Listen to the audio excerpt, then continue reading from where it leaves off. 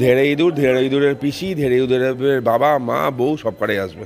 কলকাতার মানুষ বা গ্রামগঞ্জের মানুষকে খুব বলবো, বাড়ির আশেপাশে কোনো ফাঁসি কাঠ দেখতে পাচ্ছেন না, খোঁজ নিন তো। অভিষেক বন্দ্যোপাধ্যায় যদি বানিয়ে থাকে তো। ভাইপো কেন, পিসিও তো ফাঁসছে, আমি ভাইপোর কথা কেন বলছো? মামার বাড়ি আবদার অনেক কিছুই করতে পারেন, উনি তো জেলের ভিতরে রিকোয়েস্টও করতে পারতেন, মনে হয় যে অর্পিতাকে তার সাথে রাখা হোক। বুড়ো বয়সে ভীমরতি হয় মানুষের, তার একটু হয়েছে, নিয়ে বেশি মন্তব্য করার দরকার নেই। ফাঁসির মঞ্চ কি অভিষেক বন্দ্যোপাধ্যায় তৈরি করবেন? প্রথমে আমি আজকে আসার সময় খুঁজছিলাম কলকাতাও কোথাও ফাঁসির মঞ্চ টঞ্চ হয়েছে কিনা, আমি দেখছিলাম কিন্তু পাইনি। চুরির দায়ে ফাঁসি হয় না, জেল হয়, ওনার সেটা হবে। কিন্তু আমি মানে অভিষেক বন্দ্যোপাধ্যায়, তার স্ত্রী এবং তার বাবা মা, তারাও আসবেন এই মামলায়। তিনি বলেছিলেন তার নাম যদি পাশে তার সাথে কোনোভাবে জড়িয়ে আছে পাওয়া যায়, তাহলে তিনি নাকি প্রকাশ্যে ফাঁসিতে ঝুলবেন। তিনি বলেছেন, আমি বলিনি। চুরির দায়ে ফাঁসি হয় না, জেল হয়, ওনার সেটা হবে। কিন্তু অন্তত তার কথা রাখতে পারতেন যে ফাঁসির মঞ্চে ঝুলবেন বলে না, ফাঁসির মঞ্চ তৈরি করতে পারতো, মানুষ নয় গিয়ে তাকে বোঝাতো যে ফাঁসি হয় না, জেল হয়, জেল হবে। পিসি যেমন বলে প্রতিশ্রুতি মানে প্রতারণা, ভাইপিও কি সেটাই একই রাস্তায় চলছে নাকি? এটা basically family business, leaps and bounds কী ব্যবসা করে কেউ যায় না। আমি বলেছিলাম অভিষেক বন্দ্যোপাধ্যায়, মমতা বন্দ্যোপাধ্যায়কে রিকোয়েস্ট করলাম বিভিন্ন মিডিয়ার মাধ্যমে, আমি রিকোয়েস্টটা আবার রিনিউ করছি। অবিলম্বে মমতা বন্দ্যোপাধ্যায় এবং অভিষেক বন্দ্যোপাধ্যায় সাধারণ মানুষকে বলে দিক যে লিপস অ্যান্ড বাউন্ড কী ব্যবসা করে, এবং সে যদি লিগ্যাল ব্যবসা হয় পশ্চিমবঙ্গের সকল মানুষ এই ব্যবসাটাই করবে, তাহলে সবাই কোটিপতি হয়ে যাবে, কেউ গরিব থাকবে না, কেউ রাস্তায় চাকরির জন্য আন্দোলন করবে না, সবাই সেই ব্যবসাটাই করবে।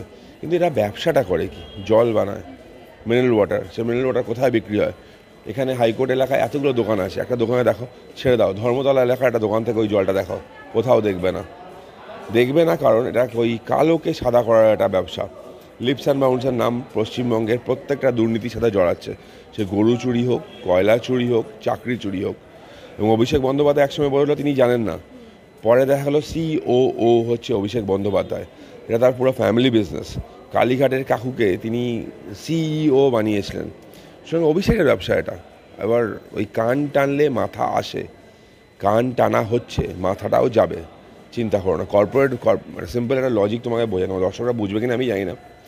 একটা কর্পোরেট মানে যেখানে ডিরেক্টররা ইনভলভ, কোম্পানি নামে মামলা হয়, কোম্পানি আসে, একটা কর্পোরেট ভেল থাকে, একটা পর্দা থাকে, কর্পোরেট ভেলটা রিমুভ হলে বাদ বাকি অফিসাররা এক্সপোজ হয়ে যায়। এটা সেখানেই হচ্ছে। এই অফিসার যারা আছেন মানে অভিষেক বন্দ্যোপাধ্যায়, তার স্ত্রী এবং তার বাবা মা, তারাও আসবেন এই মামলায়। দেখুন, খুব একটা সিম্পল হিসাব হচ্ছে, একটা অ্যানার্কিকে আটকানোর জন্য আউট অফ দ্য বক্স ভাবতে হয়। তৎকালীন মাননীয় বিচারপতি অভিজিৎ গঙ্গোপাধ্যায় এটা আউট অফ বক্স ভেবেছিলেন। আউট অফ বক্স ভেবে এই মামলার তদন্তভার যায়, তদন্ত প্রক্রিয়া যায়, এবং তারপর এত টাকা উদ্ধার, এত সম্পত্তি উদ্ধার আমরা দেখতে পাই। তিনি যদি না করতেন, ওই গতানুগতিকভাবে বিচারধারা চালিয়ে যেতেন, তাহলে এগুলো সামনে আসতো না। এই পুরো ব্যাপারটা সামনে আনার পিছনে তার অবদান অনস্বীকার্য। তিনি বেঞ্চে দাঁড়িয়ে এটা করেছেন, জাস্টিস দিয়ে গেছেন মানুষকে। একটা জাজের নৈতিক কর্তব্য মানুষকে বিচার দেওয়া, ওই মানে প্রসিডিউরাল নিয়ম টিয়মের বাইরে গিয়ে কাজ করা, উনি সেটাই করেছেন। উনি হাইকোর্ট কীভাবে চলতে পারে তার একটা লাইনও বলে দিয়েছেন, মানুষের যাতে আইনের ওপর বিশ্বাস ফিরে আসে তার কাজটাই তিনি করেছেন, ওনাকে ধন্যবাদ। খুব একটা সিম্পল হিসাব আছে, জানো তো, মানে বিচারপতি পাল্টালেও বিচার পাল্টায় না।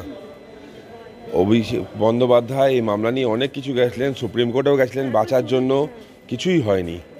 আলটিমেটলি যদি আমি দোষী হই, আমি চুরি করে থাকি, যে কোনো কোর্টের কাছে, যে বিচারক বা বিচারপতি যেই হোক, সেখানে আমি চোর প্রমাণিত হবই। তো অভিষেক বন্দ্যোপাধ্যায় বাঁচার চেষ্টা করেছিলেন, কোম্পানির নাম তো চলে এসেছে। আমি আবার বলছি, কলকাতার মানুষ বা গ্রামগঞ্জের মানুষকে খুব বলবো, বাড়ির আশেপাশে কোনো ফাঁসি কাঠ দেখতে পাচ্ছেন না, খোঁজ নিন তো। অভিষেক বন্দ্যোপাধ্যায় যদি বানিয়ে থাকে তো। তৃণমূল একটা প্রাইভেট লিমিটেড কোম্পানি, একটা ফ্যামিলি ডিসপিউট। অভিষেক এটা জাস্ট মানুষের দৃষ্টি ঘোরানোর জন্য এটা করেছেন, কারণ মমতা বন্দ্যোপাধ্যায় তো বিচক্ষণ নেত্রী, বাংলার মাটিটা তিনি বোঝেন, তিনি বুঝতে পারছেন তার ভাইপো সম্পর্কে মানুষের, জনমানুষের মনোভাব কী হচ্ছে। এটা জাস্ট ড্রামা করেছেন, অভিষেক ভার্সেস মমতা, যে ভার্সেস বেকার।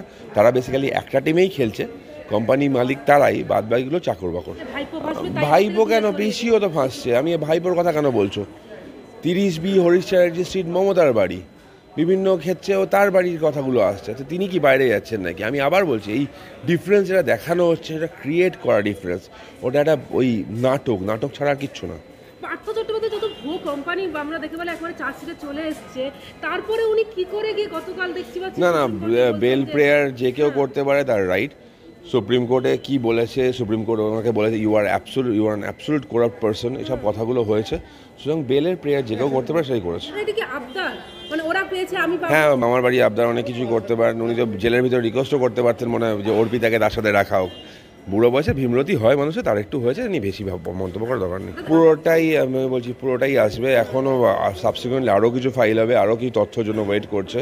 সেগুলো আসলে তুমি দেখবে অনেক বড় বড় নামগুলোও আসবে সেখানে। আশার আলো দেখতে পাচ্ছেন নিজের চার্জশিটে, এই যে সাপ্লিমেন্টারি? না, আমি তো তোতা পাখি নিয়ে বসি না রাস্তায় যে এই আশার আলো এরকম কথা বলবো। আমি লিগ্যাল পয়েন্টের কথা বলছি। কোম্পানির নামে এসছে, কোম্পানির সিইও থেকে অন্যান্যগুলো বেঁচে থাকবে না। কিসের সঙ্গতি, কিসের সঙ্গতি? আমি আবার বলছি, কিসের সঙ্গতি দিবস? বাবরি মসজিদ ডেমোলিশনের জন্য। ফার্স্ট থিং তো বাবরি মসজিদ বলে কোনো মসজিদ ছিল না, বাবরি ধাঁচা একটা, কোর্টের মানে কাগজে অলরেডি প্রমাণিত হয়ে গেছে। সেকেন্ড বড় ইস্যু এটা হয়, তুমি বাবরি ইস্যু নিয়ে যদি বলো, বাবরি ইস্যুতে বারবার বলছো না, এখন একটা হাসপাতাল হলে হবে না, হাসপাতাল একটা বিশাল রাম মন্দির তো হয়ে গেল আমাদের টাকায়, পাশে একটা বড় জমি, তো ওই গ্রুপটাকেও দেওয়া হয়েছিল। তারা কি মসজিদ বানালেন কোনো? এখনো পর্যন্ত বানায়নি তো। তো বেসিক্যালি তাদের নাটক করাটা ইস্যু ছিল। আর মমতা বন্দ্যোপাধ্যায়ের নাটক, আমি আবার বলছি, তিনি হিজাব পরেন, তার নেতারা টুপি পরে, হিজাব এবং টুপি পরে মুসলমান সমাজকে টুপি পরানোটাই কাজ তার এদের মুসলমান সমাজের উন্নয়নের কথা এরা কোনোদিন ভাবেনি, এরা ভাববেও না। মুসলমানদের তৃণমূলে একটাই ভবিষ্যৎ, সেটা ভাদু শেখ।